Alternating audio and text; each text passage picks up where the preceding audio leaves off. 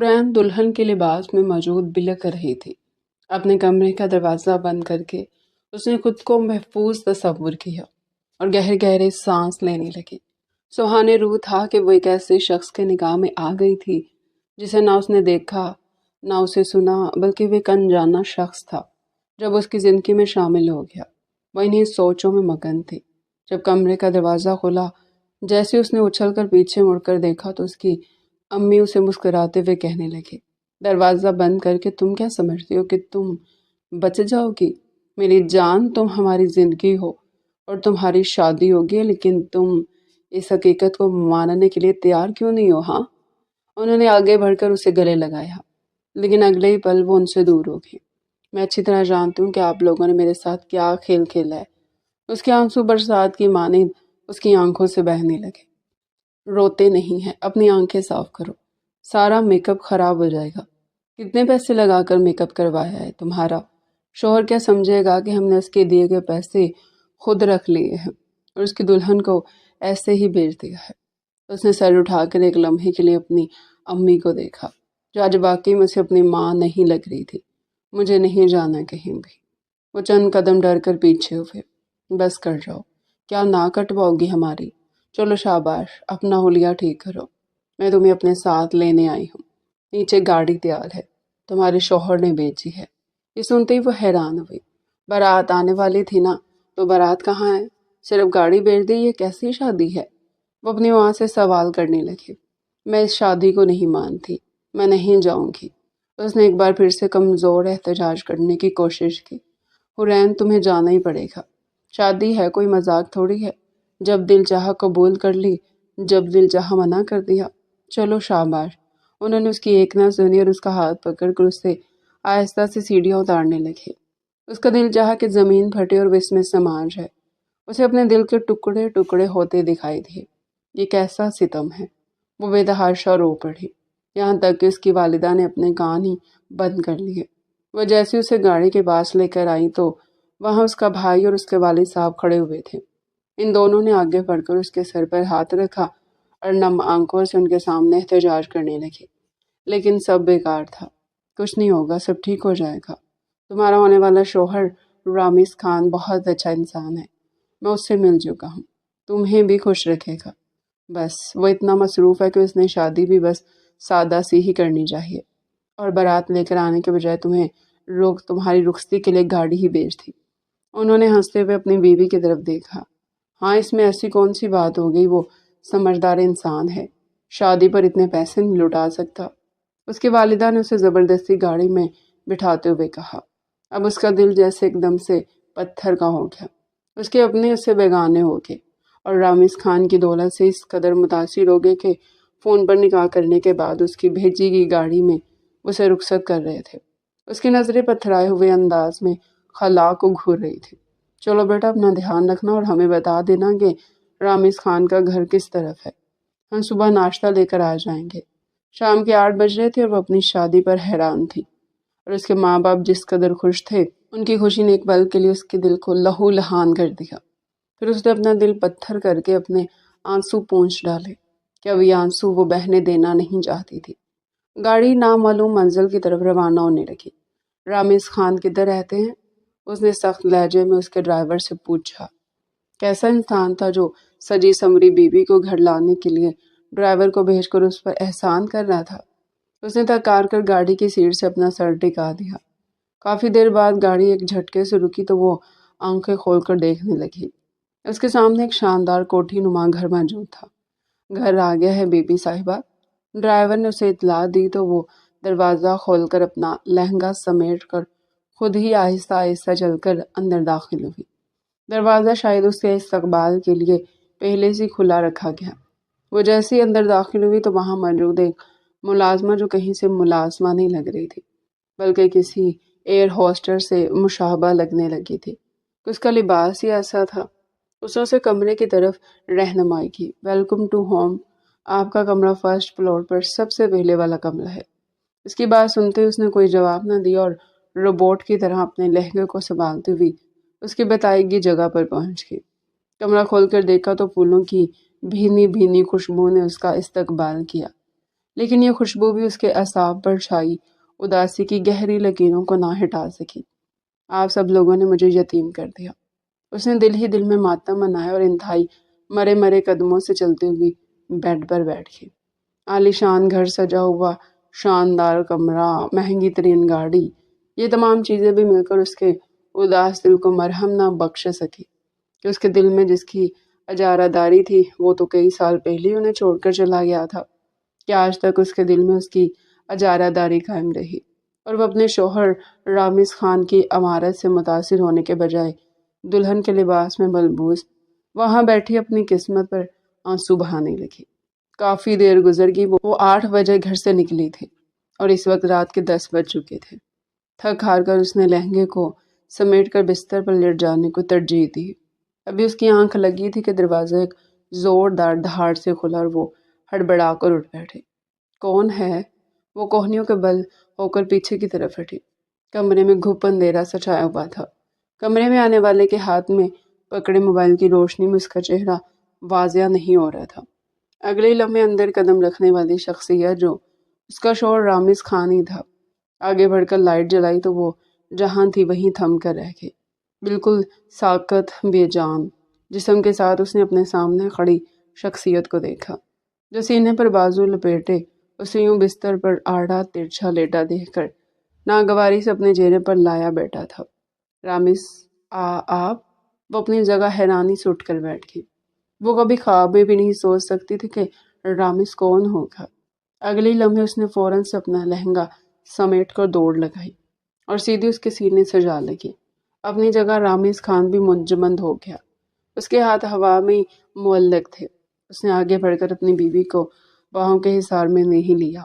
میں نے آپ کو کتنا یاد کیا، میں ہر پل آپ کے لیے دعا کرتی رہی۔ مجھے نہیں پتا تھا کہ میری دعا اس طرح قبول ہو جائے گی اور آپ میرے سامنے میرے شوہر کے روپ میں کھڑے ہوں گے۔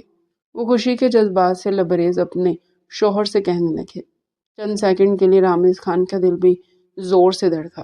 وہ 27 سالہ نوجوان جو ایک بزنس امپائر کا مالک تھا، اس لڑکی کے سامنے اپنا دل ہارنے لگا تھا کہ نفرت غالب آ گئی اور اگلے لمحے اس کی ساری خوشی ملیا میٹ ہو گئی جب اس کے شوہر رامز خان نے آگے بڑھ کر اسے جھٹک دیا۔ فاصلہ رکھو، تم کیا سمجھتی ہو میں سب کچھ بھول چکا ہوں؟ اس کی بات سن کر اس کی ہرنی سی آنکھوں میں ملال نظر آنے لگا۔ یہ آپ کیا کہہ رہے ہیں رامز؟ اسے اپنی سماعتوں پر یقین ہی نہیں آیا کہ رامز نے ان میں زہر گھول دیا ہے۔ وہ قدم بڑھاتا ہوا آگے کی طرف آیا اور وہ اس کی پیش قدمی دیکھ کر خوف زدہ انداز میں پیچھے ہو گئی۔ رامز بدل چکا تھا۔ اس کی آنکھوں میں موجود اجنبیت دیکھ کر حرین کا دل چاہا کہ وہ بھی اسی وقت اپنی جان لے لے اور خود کو ختم کر دے کہ اس نے رامز خان کی آنکھوں میں خود کے لیے کبھی بھی نفرت دیکھنی نہیں چاہی تھی، اور آج یہ بھی ممکن ہو گیا تھا۔ تم کیا سمجھتے ہو میں اتنی جلدی وہ تمام رویے معاف کر دوں گا جو تم نے ہمارے گھر والوں کے میرے ساتھ اپنائے تھے؟ وہ قدم بڑھاتا ہوا اسے دیوار سے لگا گیا اور اپنا ایک ہاتھ دیوار پر لگائے دوسرا ہاتھ اس کے چہرے پر پھیرتے ہوئے انتہائی برف لہجے میں اس سے پوچھنے لگا، میں نے کیا کیا ہے؟ میرا کیا قصور ہے؟ وہ بلک بلک کر ایک بار پھر سے رونے لگے۔ چند لمحے پہلے کی ساری خوشی میلیا میٹ ہو گئی جسے رامز خان کے لہجے نے زمین بوس کر دیا۔ مجھے ایک ایک چیز یاد ہے، میں کچھ بھی نہیں بھولا ہوں، لیکن اب تم میری دسترس میں ہو، اب سب کچھ میرے ہاتھ میں ہے۔ اب مجھے تم سے بدلہ لینے کے لیے کوئی نہیں روک سکتا۔ تمہارے باپ کا، تمہارے بھائی کا، تمہاری ماں کا، سب کا بدلہ میں تم سے لوں گا اور تمہیں یہاں بچانے والا بھی کوئی نہیں۔ انتہائی سرد لہجے میں اس نے اس کے کان میں سرگوشی کی۔ وہ پٹی پٹی نگاہوں سے اس کی طرف دیکھنے لگی۔ ایسا لگ رہا تھا کہ جیسے ابھی اس کا سانس سینے میں اٹک جائے گا اور روح پرواز کر جائے گی۔ مجھے چھوڑ دیں پلیز، مجھے چھوڑ دیں، آپ میرے ساتھ ایسا کیوں کریں گے؟ اس کا دوسرا ہاتھ اس کے چہرے کا مسلسل طواف کر رہا تھا۔ رامز کی یہ شدت، اس کا سانس بند ہونے لگی۔ پھر اگلے لمحے اس نے حورین کا جبڑا اپنے مضبوط فولادی ہاتھوں میں پکڑا اور اپنا چہرہ اس کے چہرے کے بے حد قریب لے گیا کہ اس کی پلکیں اس کی آنکھوں سے ٹکرانے لگی۔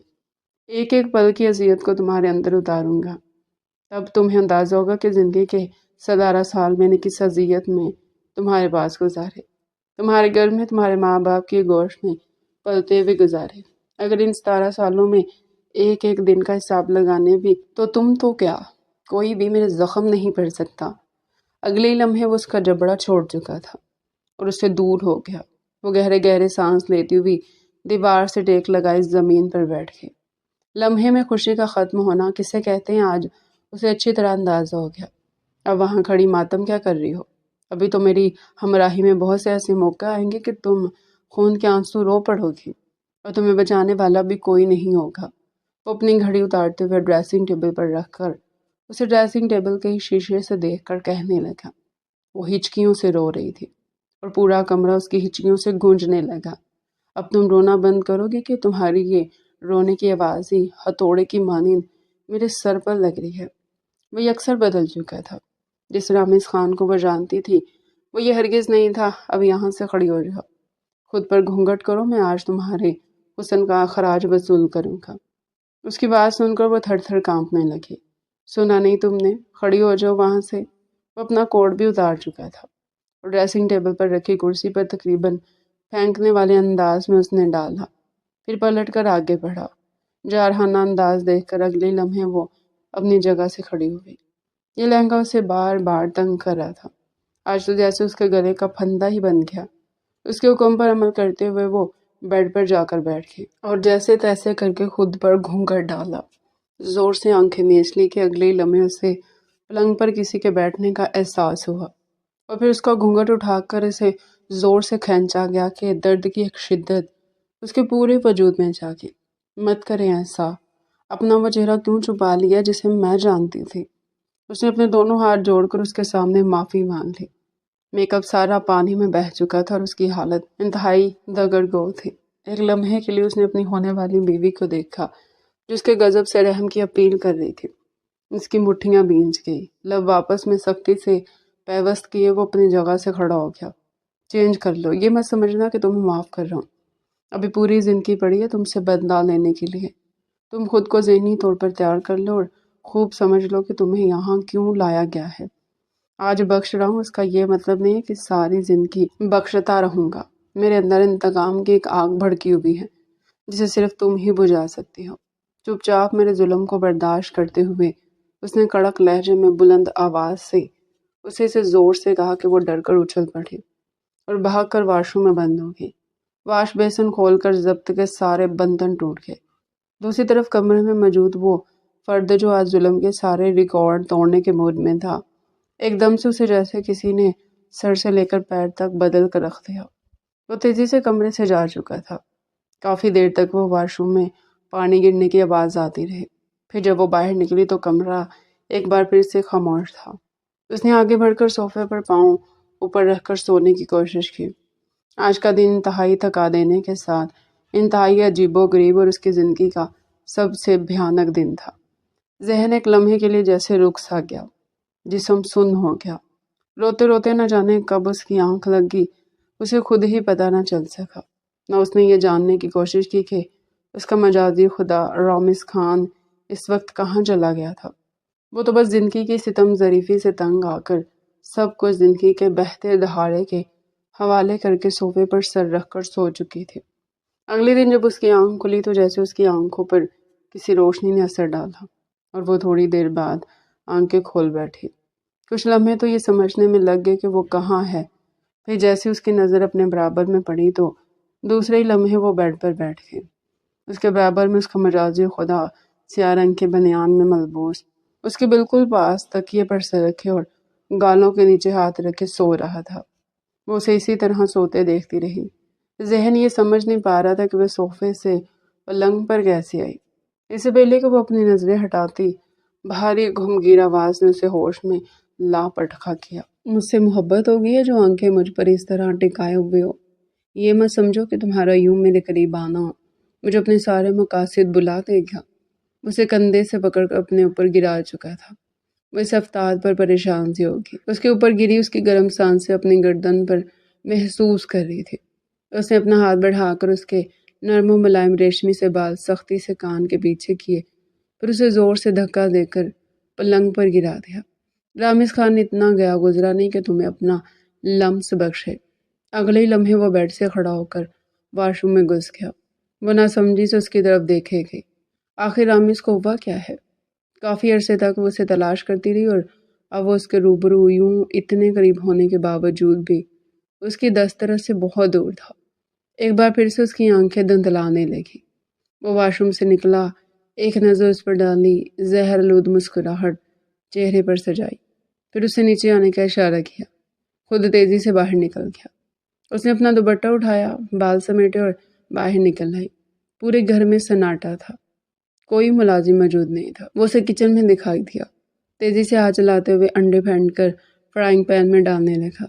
دوسرے ہاتھ سے ریڈی میڈ پراٹھے توے پر سینک کر ایک پلیٹ پر سجایا۔ وہ مسکرانے لگی۔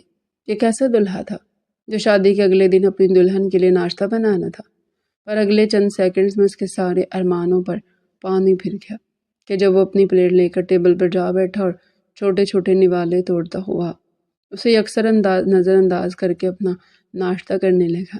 مجھے بھی بھوک لگی ہے، ہمت کر کے اس نے اس کے پاس آ کر کہا تو وہ اسے یوں دیکھنے لگا کہ جیسے اس کا دماغ خراب ہو گیا ہے۔ بھوک لگی ہے؟ تمہاری 2 ہاتھ بھی ہیں، کچن تمہارے سامنے، اپنے دونوں ہاتھوں کو زحمت دو اور خود اپنے لیے ناشتہ بنا لو۔ اس کا جواب سن کر اس کا چہرہ پھیکا پڑ گیا۔ وہ انتہائی بھجے دل کے ساتھ کچن میں داخل ہوئی۔ کچن کے کاؤنٹر کے پاس بنی قدامت کھڑکی سے وہ اسے اچھی طرح دیکھ رہی تھی۔ وہ ناشتے میں بھرپور طور پر مگن تھا۔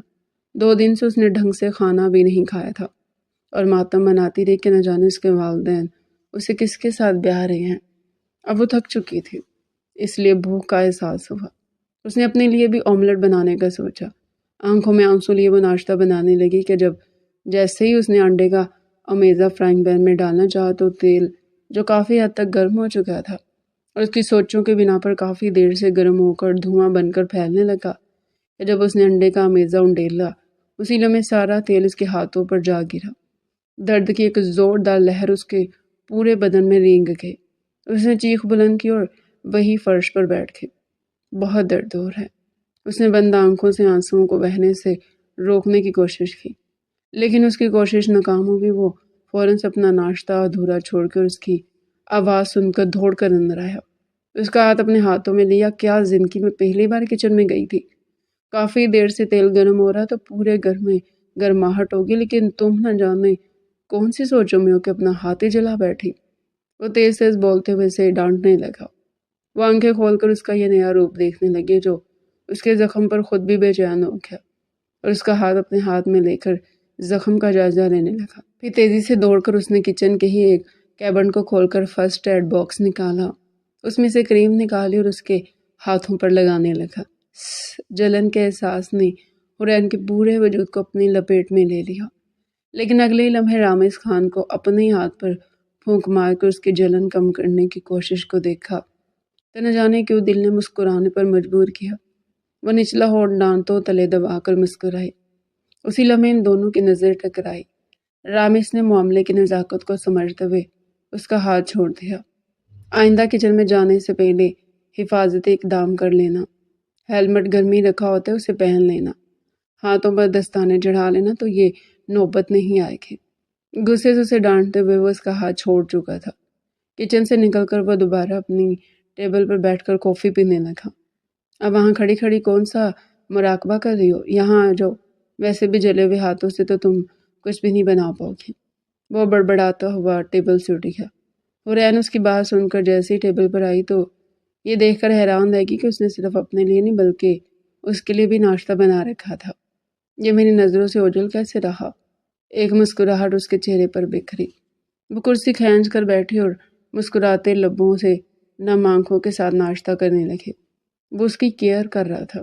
یہ خیال مسکراہٹ کا باعث بنا، لیکن اسے نفرت بھی کرتا تھا۔ یہ خیال اس کی آنکھوں میں نمی کا سبب بنا۔ وہ کس پر یقین کرے؟ اس کا دل ایک دم سے ہر چیز سے اوچاٹ ہو گیا۔ تیار ہو جاؤ، ہمیں جانا ہے۔ وہ جیسے کمرے میں آئی اور اس کی نظر اپنے شوہر پر پڑی تو اس نے اسے حکم صادر کیا، لیکن کہاں؟ وہ سوال کرنے لگی۔ جو کہا ہے اتنا کرو، زیادہ سوال کرنے کی ضرورت نہیں ہے۔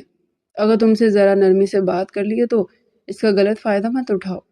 اسے سخت لہجے میں کہہ کر کمرے سے باہر جانے لگا۔ پھر دوبارہ سے پلٹا، میں نیچے گاڑی میں انتظار کر رہا ہوں، صرف 5 منٹ ہے تو تمہارے پاس۔ اس کی بات سن کر وہ بیڈ پر پڑا دوپٹہ اٹھا کر خود پر پھیلا گئی اور اس کے پیچھے پیچھے آ گئی۔ آپ مجھے بتائیں تو صحیح، آپ مجھے کہاں لے جا رہے ہیں؟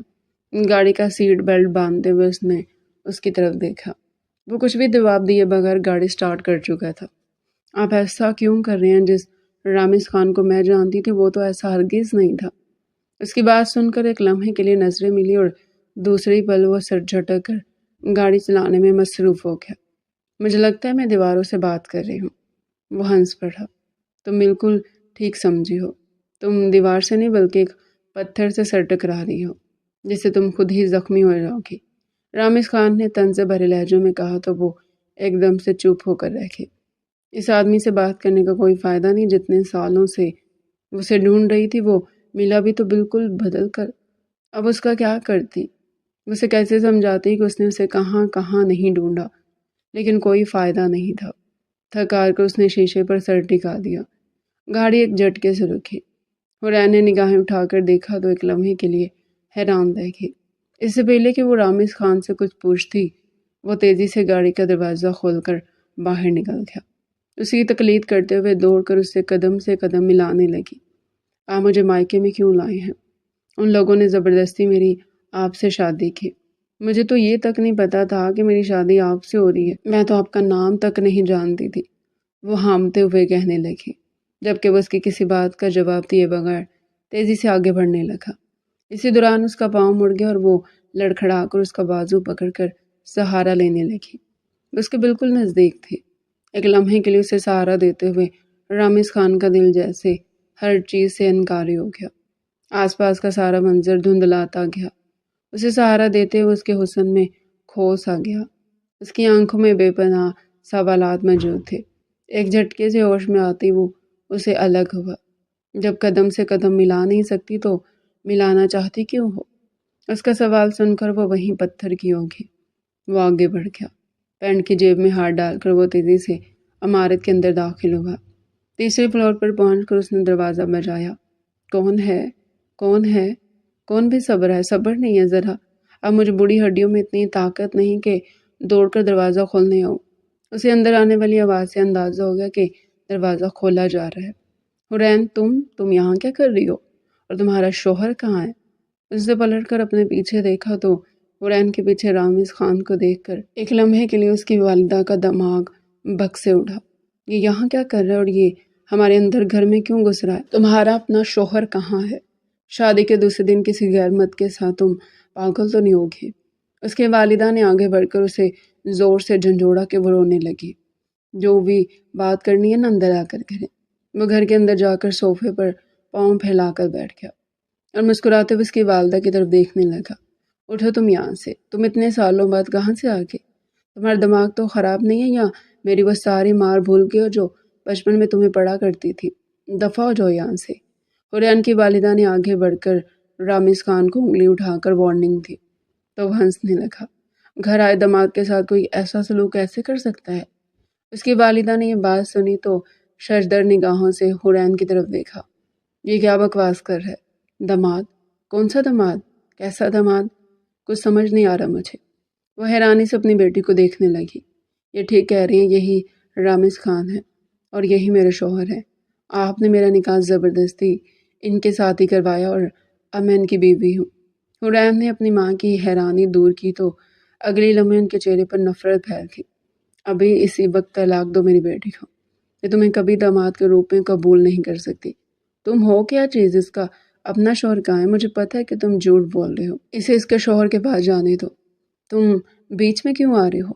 رافیہ بیگم کا بس نہیں چل رہا تھا کہ وہ اپنے سامنے بیٹھے رامز خان کو کچا چبا جائے۔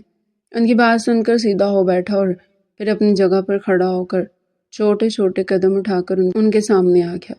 کیا کہا آپ نے؟ طلاق؟ اب اس بات کو آپ بھول جائیے کہ میں اسے کبھی طلاق بھی دوں گا، بلکہ آپ کی گئی ہر زیادتی کا بدلہ اب آپ کی بیٹی چکائے گی۔ وہ آنکھیں ان پر جما کر انہیں اطلاع دینے لگا، جیسے کہ بہت عام سی بات ہو۔ کیا تم نے اتنا بڑا دھوکہ دیا؟ ابھی کبھی نکلو میرے گھر سے، اور ہاں حورین تم کہیں نہیں جاؤ گے، جاؤ تم اپنے کمرے میں۔ رافیہ بیگم کا غصے سے برا حال تھا۔ انہوں نے حورین کا ہاتھ پکڑ کر اسے کھینچنے کی کوشش کی۔ یہ کیا ہو رہا ہے یہاں؟ سعد اندر داخل ہوا اور اپنی بہن کو رامز خان کے ساتھ دیکھ کر اس کا دماغ بک سے اڑ گیا۔ یہ بدذات یہاں کیا کر رہا ہے؟ وہ فوراً سے آگے بڑھ کر اس کا گریبان پکڑنے لگا۔ اگلے لمحے اس کے گال پر رامز خان کا ہاتھ نشان چھوڑ گیا۔ تم نے مجھے تھپڑ مارا، میں تم سے اس بات کا بدلہ ضرور لوں گا۔ اگلے لمحے جیسے ہی وہ اس پر جھپٹنے کے لیے آگے بڑھا تو رامز خان نے اسے ہاتھ کے اشارے سے وہیں روک دیا۔ اب کمپنی میں لاکھوں کا گبن کرنے والا بھی مجھ پر بھونکے گا۔ اسے اس کی اصلیت دکھا گیا۔ سعد کا غصہ ایک دم سے ٹھنڈا پڑ گیا۔ کیوں؟ اب کیا ہو گیا؟ کہاں گیا تمہارا غصہ؟ وہ ہنسنے لگا۔ رافعہ بیگم نے پھٹی پھٹی نگاہوں سے اپنے بیٹے کی طرف دیکھا۔ حورین کا ہاتھ چھوڑ دیجیے ورنہ اپنے بیٹے کو ایک بار پھر سے جیل کی سلاخوں کے پیچھے دیکھیں گے۔ یہ سنتے رافعہ بیگم نے فوراً سے حورین کا ہاتھ چھوڑا۔ حورین نے نم آنکھیں اٹھا کر اپنی ماں کی طرف دیکھا۔ ایک بار پھر سے وہ اپنی بے قدری کو بری طرح محسوس کرنے لگی۔ آپ مجھے یہاں کیوں لائے ہیں؟ یہاں میرا کوئی بھی نہیں ہے، سب کے سب مر چکے ہیں۔ منہ پر ہاتھ رکھ کر روتے ہوئے وہ باہر دروازے کی طرف آگے تو رامز خان ایک لمحے کے لیے حیران رہ گیا۔ وہ روتے ہوئے نکلے کہیں کچھ غلط نہ ہو جائے، اس لیے وہ فوراً سے اس کے پیچھے الٹے قدموں دوڑا۔ جاتے جاتے اس نے تیز آواز لگا کر رافعہ بیگم سے یہ ضرور کہا تھا کہ یوسف صاحب کو اطلاع کر دیجیے گا۔ دروازہ زور سے بند ہوا۔ ایک بار پھر سے ہماری زندگی میں زہر گھولنے کے لیے آ گیا ہے، اور اب تو اس نے حورین کو بھی بدلہ لینے کے لیے شادی کر لی۔ اب کیا ہوگا؟ انہوں نے اپنے بیٹے سے کہا۔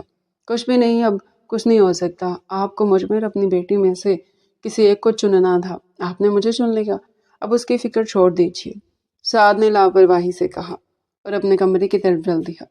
رافعہ بیگم وہیں جیسے ڈہس سی گئی۔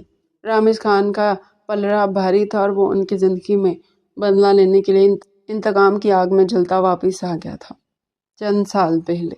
چھوٹی گڑیا کہاں ہو تم؟ جلدی آؤ، دیکھو میں نے کیا بنایا ہے۔ زہیب دوڑتا ہوا آیا اور حورین سے کہا جو اپنی گڑیا سے کھیلنے میں مگن تھے۔ کیا ہوا؟ کیوں چلا رہے ہو؟ وہ ہنستے ہوئے اس سے پوچھنے لگے۔ ادھر آؤ، میرے ساتھ آؤ، دیکھو میں نے کیا بنایا ہے۔ اس کا ہاتھ پکڑ کر اسے دوڑاتے ہوئے اپنے ساتھ اسٹور روم میں لے آیا۔ واؤ، یہ آپ نے بہت اچھا بنایا، یہ کیسے کیا؟ وہ اس وقت 10 برس کی تھی۔ زہیب نے وہاں کارٹن سے بہت خوبصورت سا عمارت کا ماڈل بنایا تھا، پر زہیب لالا اگر امی نے دیکھ لیا تو بہت غصہ ہوگی۔ کارٹن تو انہوں نے آپ کو ردی میں دینے کے لیے دیے تھے، پھر آپ سے پیسے کا پوچھیں گی تو آپ کیا کہیں گے؟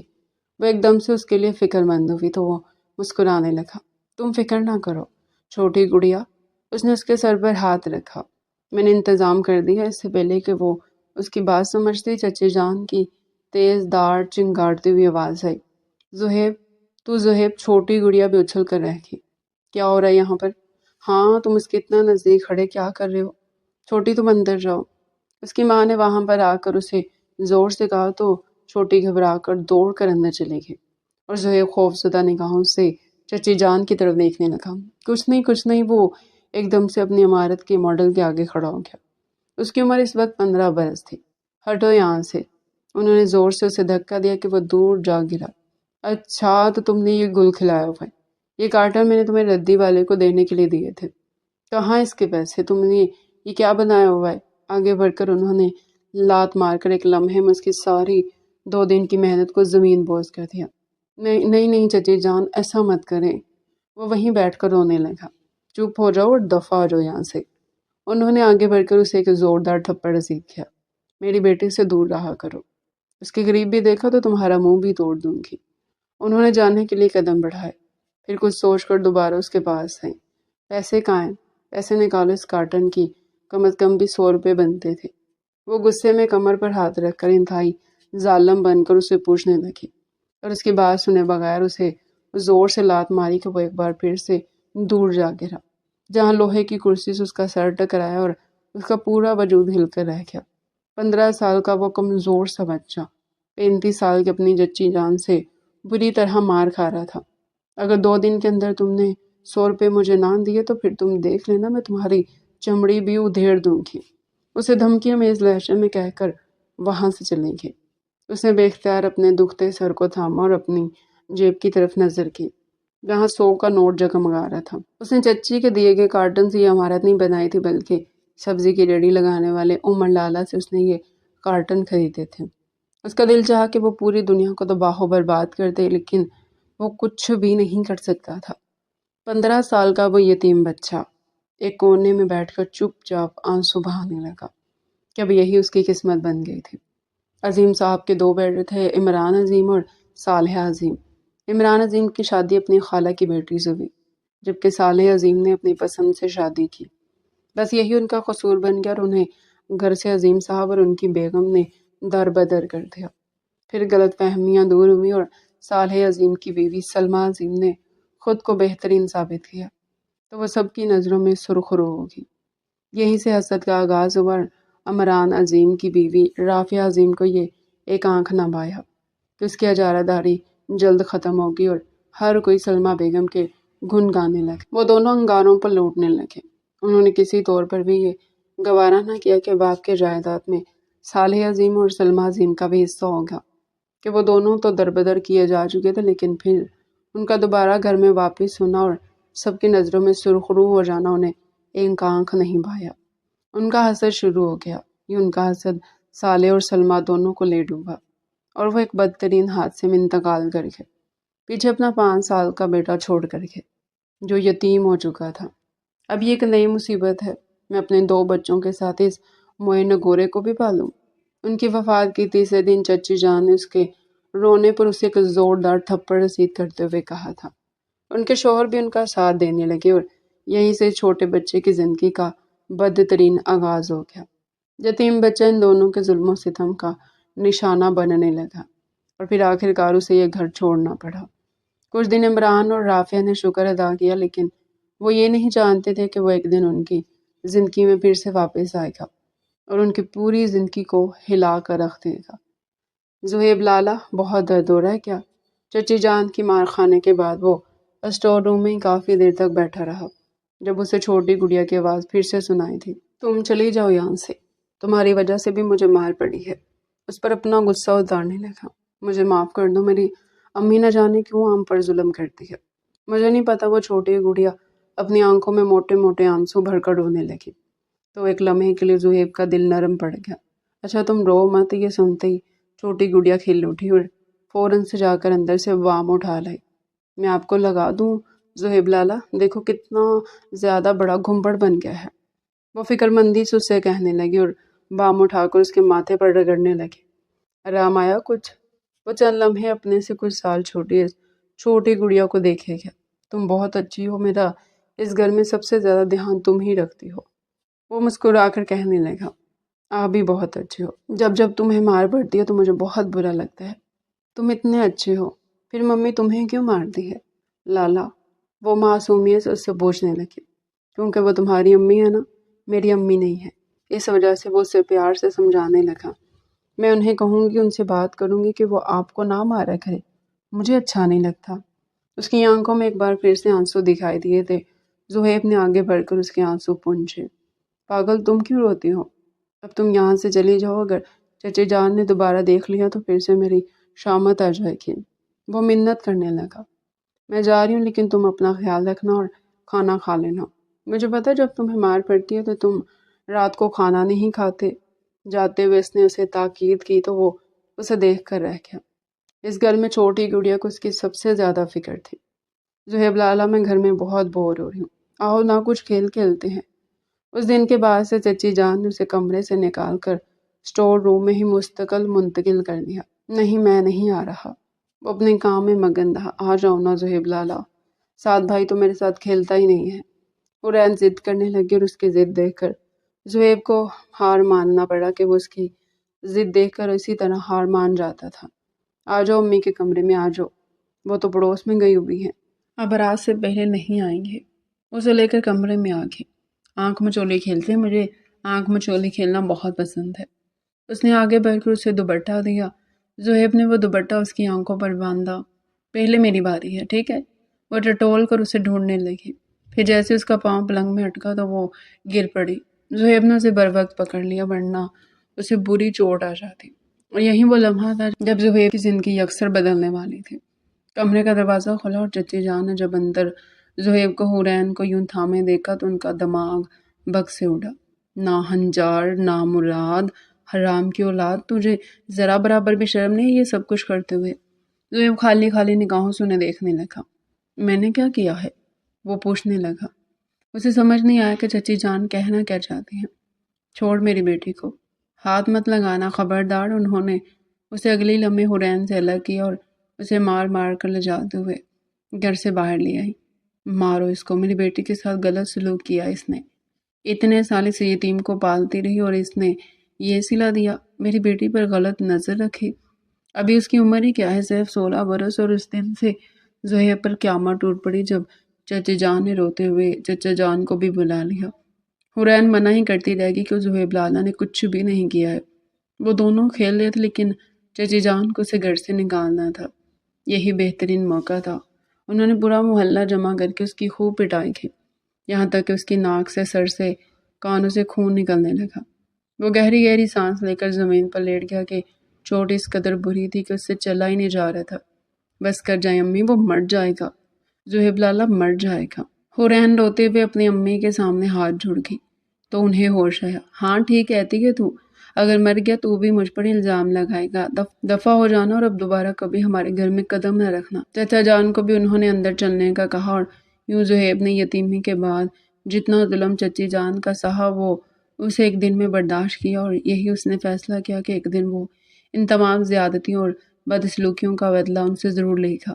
کافی دیر تک وہ وہیں پڑا رہا۔ رات گہری ہوگی اور اس کا بدن ہلکا ہوا تو وہ کھڑا ہوا، گہرے اندھیرے میں کھو گیا۔ کوئی بھی نہیں جانتا تھا زہیب رامز خان کہاں چلا گیا ہے۔ وہ اس وقت اپنے آفس میں موجود کی بورڈ پر تیزی سے ٹائپنگ کر رہا تھا۔ وقتاً فوقتاً وہ سامنے لگی LCD پر ہی انٹرویو کے لیے آنے والی تمام لڑکیوں کو دیکھ رہا تھا۔ وہ ایک بہترین بزنس امپائر کا مالک اس وقت آفس میں نہ صرف اپنا کام کرنے لگا بلکہ انٹرویو کا تمام کام بھی HR ڈپارٹمنٹ کے حوالے کرنے کے بعد بھی سکون سے نہ بیٹھا اور LCD اپنے کمرے سے کنیکٹ کر لی جو ہونے والی تمام انٹرویوز اسے لائیو دکھا رہی تھی۔ اسی دوران اس نے نظر اٹھا کر دیکھا تو LCD میں سے دکھائی دیا کمرے کا دروازہ کھلا اور ایک لڑکی اندر داخل ہوئی۔ اگلے ہی لمحے وہ سارے کام چھوڑ کر جیسے ساکت سا ہوا، پھر فوراً فون اٹھایا اور ڈپارٹمنٹ کے سلمان کو کہا، ابھی جو لڑکی کمرے میں داخل ہوئی ہے اسے فوراً سے اپوائنٹ کر لو اور ایک بار اس کا نام مجھے کنفرم کر دو۔ یہ سنتے ہی سلمان نے اس کا نام دہرایا، حرین عمران عظیم۔ یہ سنتے اس کے لبوں پر ایک دلچسپ مسکراہٹ بکھر گئی۔ ٹھیک ہے، انہیں فوراً سے اپوائنٹ کر لیں اور انہیں کہہ دیجیے گا کہ ان کی صلاحیتوں کو دیکھتے ہوئے اپوائنٹ کر لیا گیا ہے۔ یہ کہتے اس نے فون رکھ دیا اور خلا میں گھورنے لگا۔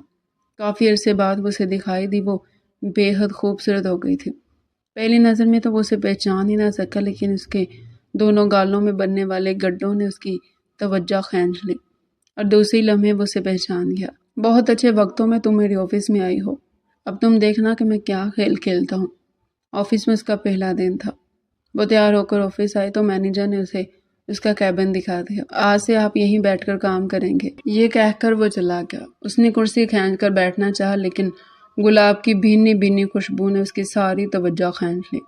وہ حیران ہوئی، گلاب کا ایک بوکے اس کا وہاں منتظر تھا۔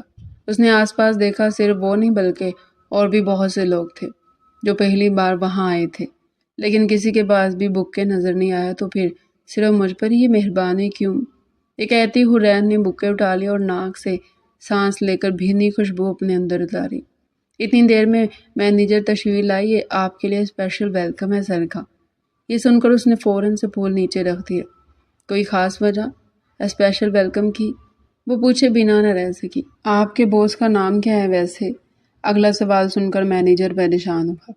ان کا نام رامز خان ہے، اس نے اسے بتایا۔ رامز خان، یہ نام اس نے دہرایا۔ ٹھیک ہے، وہ اپنے کام میں مگن ہوگی، لیکن وہ یہ نہیں جانتی تھی کہ اس کے کیبن میں لگے ایک چھوٹے سے بٹن کیمرے سے وہ کسی کے نظروں کے حصار میں ہے اور پل پل کوئی اسے مانیٹر کر رہا ہے۔ زہیب رامز خان اس کی بات سنتے ہی اپنے آفس میں بیٹھا جاندار انداز میں مسکرایا، گویا تم مجھے ابھی بھی یاد رکھے ہوئے ہو۔ وہ سر جھٹک کر خود کلامی کرنے لگا۔ تھک ہار کر جب وہ آفس سے گھر آئی تو یہ دیکھ کر حیران رہ گئی کہ سعد وہاں موجود تھا۔ سعد بھائی، آپ کب آئے؟ آپ تو دبئی میں موجود تھے، آپ نے اطلاع ہی نہیں دی۔ وہ حیرانی سے اس کے برابر میں بیٹھی۔ کیا بتاؤں، کیا گل کھلایا اس نے؟ وہاں کمپنی میں گبن کر کے آیا اور دبئی کی پولیس اسے تلاش کر رہی ہے۔ الٹیمیٹم دیا ہے، اگر ایک ہفتے کے دوران اس نے 5 लाख रुपए जमा न करवाए तो दुबई की पुलिस उसे गिरफ्तार करके जेल में डाल देगी। ये अल्टीमेटम उसे कंपनी की तरफ से दिया गया है। चची जान ने रोते हुए अपने बेटे का कारनामा बेटी को बताया तो वो अफसोस से उन्हें देखने लगी। ये आपको सब कुछ करने से पहले सोचना चाहिए था। शर्म करो, कैसी बहन हो। यूं नहीं कि अपने ऑफिस से मुझे कर्जा ही दिला दो। साद ने हाथ जोड़कर उससे कहा तो वो सख्त हैरान हुई। ऐसी कोई उम्मीद मुझसे मत रखिएगा। हुरैन ने हद दर्जा हैरान होते हुए फौरन से हरी झंडी दिखाई। अम्मी देखें इसे, ये मेरी जरा भी मदद करने के लिए तैयार नहीं है। टक्का सा जवाब दे दिया है। एक ही भाई है इसका, ये चाहती है कि जेल में सड़े। साद रोने के करीब हो गया। अरे क्यों नहीं लेगी, लेगी ना बॉस से कर्जा। मेरी बेटी मेरी बात मानेगी। ये सुनती हुरैन की आंखों में आंसू आ गए। उसकी अम्मी हमेशा साद की शायरी लेती थी।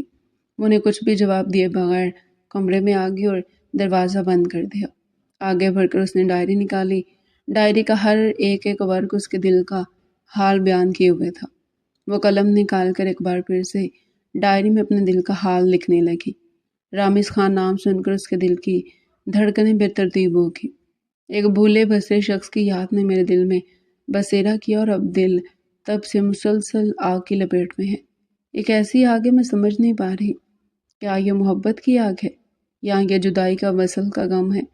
इससे आगे कलम ने साथ देने से इनकार कर दिया और वो वहीं सर टिकाकर कब नींद की गहरी वादियों में खो गई, उसे खुद पता न चला। सर की तरफ से ये लेटर है, सिर्फ पढ़ लीजिएगा। मैनेजर ने 2 हफ्ते बाद ऑफिस में उसे एक लेटर ला कर दिया। वो हैरान परेशान सी लेटर खोलकर पढ़ने लगी। एकदम से अपनी जगह पर उछल पड़ी। लेटर में लिखा था कि आपकी वालिदा ने ऑफिस में राब्ता किया और स्लिप के बहाने उन्हें 5 लाख का कर्जा चाहिए। मैं आपको कर्जा देने के लिए तैयार हूँ, लेकिन मैंने आपकी वालिदा के सामने एक शर्त रखी है और वह शर्त मानने के लिए राजी होगी है। आप ऑफिस से जाते हुए मैनेजर से चेक ले लीजिएगा। ये सुनते ही पढ़ते उसका दिल चाह के वो ज़ोर ज़ोर से रोने लग जाए। ये उसकी वालिदा और भाई ने क्या किया और बोझ देने पर राजी भी हो गया। फिर अचानक से उसके जहन में झमाका हुआ। वो तेज़ी से मैनेजर के पास आई, आधे दिन की लीव ली और चेक लेकर घर आ गई। ये आप लोगों ने क्या किया है, मुझे कानों कान खबर तक ना हुई, आपने ऑफिस में फ़ोन कर दिया। वो भरी बैठी थी। घर पहुंचकर अपनी माँ से कहा, लेकिन अगले ही लम्हे उसके माँ ने उस पर जो इंकशाफ किया उसके पैरों से ज़मीन निकालने के लिए काफ़ी था। हाँ, कर्जा मिल गया। अब भाई के लिए तुम्हें इतनी कुर्बानी तो देनी ही पड़ेगी। जिस शर्त पर कर्जा दिया वो ये है कि तुम्हारी शादी रामिस खान के साथ होगी। ये सुनते ही वो ज़मीन बोझ होगी। ये आप क्या कह रही हैं? आप जानती हैं कि आप क्या कह रही हैं? आपने अपनी बेटी बेच दी। लेकिन वहाँ उसकी फरियाद सुनने वाला कोई भी नहीं था। चची की आंखों पर पट्टी बन गई और उन्हें सिर्फ अपने बेटे की मोहब्बत दिखाई देने लगी और बेटे की मोहब्बत की खातिर उन्होंने अपनी बेटी को दांव पर लगा दिया। मैं रामिस खान को जानती तक नहीं हूँ। वो शादी वाले दिन तक यही सब कुछ कहती रही, लेकिन अब बहुत देर हो चुकी थी। उसकी किस्मत ने एक ऐसा गोल चक्कर लिया कि वो बिल्कुल चकरा कर रह गई। अब उसके पास कोई चारा ना था। शादी की पहली रात जब उसका शौहर उसके सामने आया, तब उस पर इंकशाफ हुआ कि उसका शौहर रामिस खान दरअसल ज़ुहैब रामिस खान है, जिसने दिन रात की मुसलसल मेहनत से ये मुकाम हासिल किया था। ये वही ज़ुहैब रामिस खान था जिसे चची ने इल्ज़ाम लगाकर यतीम पर जुल्म करके घर से निकाला और आज अपनी मेहनत के बलबूते पर वो एक आर्किटेक्ट कंपनी का मालिक था। उसकी कंपनी मुख्तलिफ इमारतों के मॉडल बनाकर पूरे मुल्क में खूब नाम कमा रही थी। शादी की पहली रात हुरैन ने देखा कि जिस शख्स की जुदाई में वो दिन रात एक कर चुकी थी, अब उसके सामने जिंदा सलामत खड़ा एक कामयाब बिजनेसमैन बन गया। वो दौड़ कर उसके गले लगी, लेकिन अगले ही लम्हे जो इंकशाफ हुआ वो उसकी पूरी जिंदगी को मुरझा कर रह गया। बदले की सग में की गई शादी में हुरैन की जिंदगी को ऐसे दोराहे पर लाकर खड़ा किया कि वो अपने घर वालों से रूठने के साथ साथ ज़ुहैब रामिस खान से भी बेहद नाला हो चुकी थी। कहाँ जा रही हो तुम? रुको। चची जान पर अपना आप हया करने के बाद वो जैसी पलटकर गाड़ी के पास आया तो हुरैन उसे कहीं भी दिखाई नहीं दी। वो पागलों की तरह से ढूंढता हुआ थोड़े आगे गया, जहाँ वो दुनिया जहान से बेखबर सड़क के किनारे चलती जा रही थी। रुको हुरैन, कहाँ जा रही हो? उसने एक बार फिर से उसे आवाज़ लगाई। गाड़ियों की तेज़ रफ्तारी ने उसके दिल को दहला दिया। वह तकरीबन दौड़ता हुआ उस तक पहुंचा और एक झटके से उसका बाजू पकड़कर खुद की तरफ किया। पागल हो गई हो? कब से तुम्हें आवाज़ें दे रहा हूँ, सुनाई नहीं देता क्या? اس نے اس قدر زور سے اسے ڈانٹا کہ وہ اپنے حواسوں میں واپس لوٹی۔ پاگل ہی تو ہو گئی ہوں، کیا فائدہ ایسی زندگی کا جس سے بہتر ہے کہ میں ایسی زندگی کو ختم ہی کر دوں۔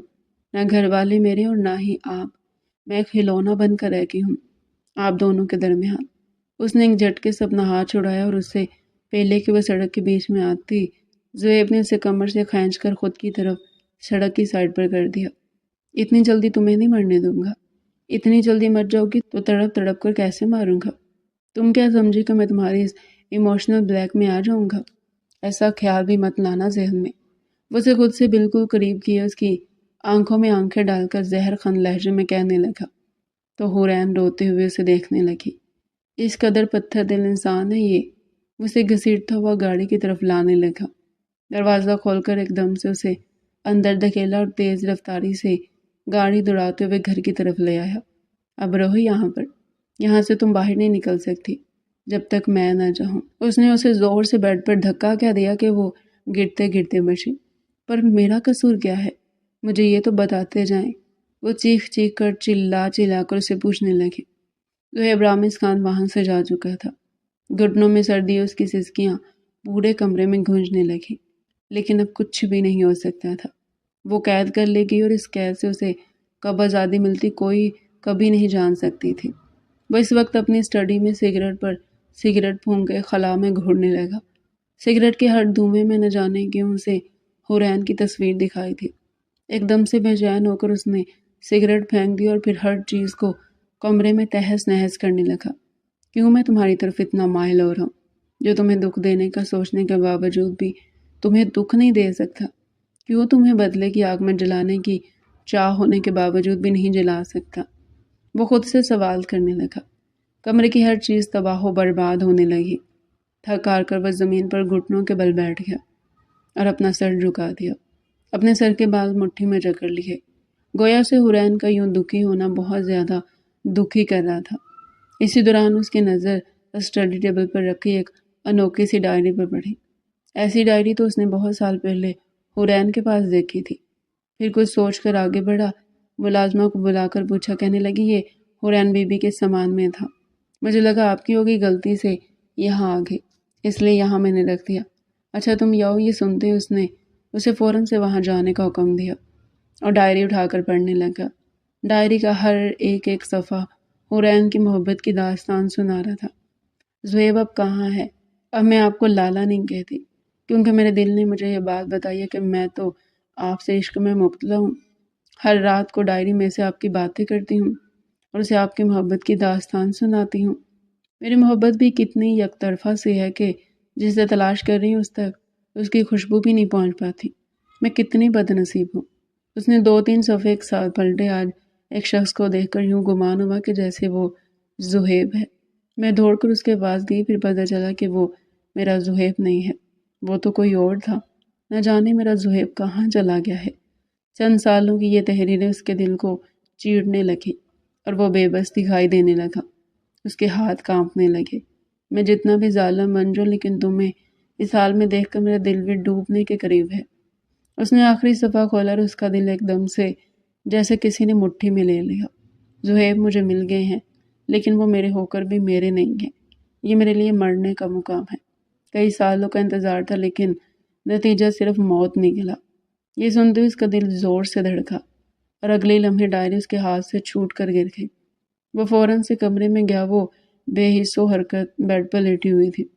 اس نے آگے بڑھ کر اسے آواز دی، پھر دوسرے ہی لمحے اس کی گردن کو اپنی گود میں لیا، اس کا گال تھپ تھپا کر اسے ہوش میں لانے کی کوشش کرنے لگا۔ حورین، حورین اٹھے، تم میرے ساتھ ایسا نہیں کر سکتی۔ حورین کیا ہوا ہے تمہیں؟ اس کا پورا بدن جل رہا تھا۔ بدلے کی وہ آگ جو اس نے لگائی وہ حورین کے پورے وجود کو اپنی لپیٹ میں لیے ہوئے تھی۔ اوہ مائی گاڈ، اسے تو بہت تیز بخار ہے۔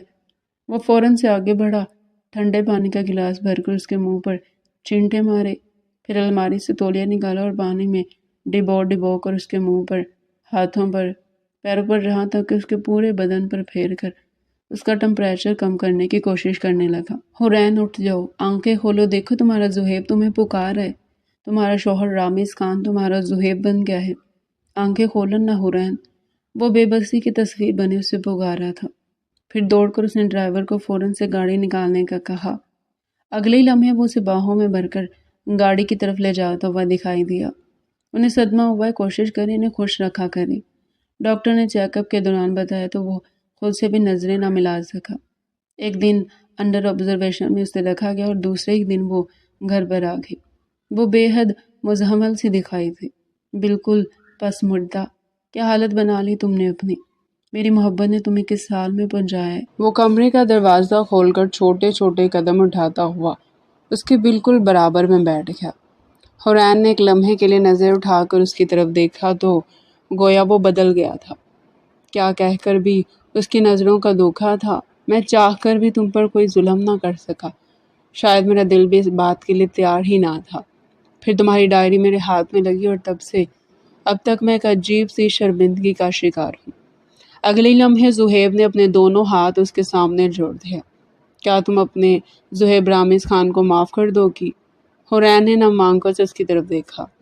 اگلے لمحے زہیب رامز خان نے اپنی باہیں پھیلائی اور وہ شدت سے اس کے گلے لگے، ہچکیوں سے رونے لگی۔